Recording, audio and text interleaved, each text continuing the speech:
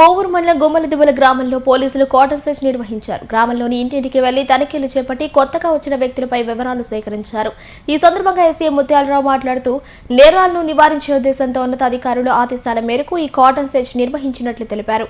తనిఖీలలో సరైన పత్రాలు లేని 24 వాహనాలను స్వాధీనం చేసుకున్నట్టు వెల్లడించారు. వేసవి కాలంలో ప్రజలు ఊర్లకు వెళ్లే సమయంలో అప్రమత్తంగా ఉండాలని సూచించారు.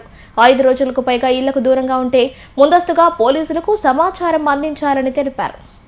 నమస్కారం అండి. ఈరోజు మా ఎస్పీ మేడం గారి ఆదేశాల ప్రకారం మా డిఎస్పీ గారి పర్యవేక్షణలో కొవ్వూరు మండలంలోని గుమ్మలదిబ్బ గ్రామంలో కాటన్ సెర్చ్ ఆపరేషన్ నిర్వహించడం జరిగింది.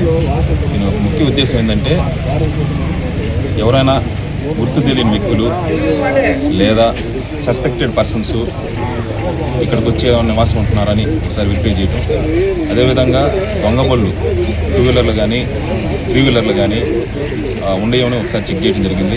అదేవిధంగా డ్రగ్స్ గురించి, గంజాయి గురించి ఏమన్నా ఉందా అనేది అన్ని ఇల్లు హౌస్ చెక్ చేసాం.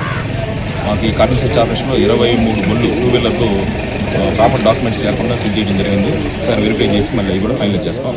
అట్లానే ఒక ఆటోని కూడా సీజ్ చేయడం జరిగింది. ఈ కాటన్ సెర్చ్ మొత్తం మీద 40 మంది స్టాఫ్, మా స్టాఫ్ అందరూ కలిసి పార్టిసిపేట్ చేసి దాదాపు 300 ఇల్లు చెక్ చేయడం జరిగింది.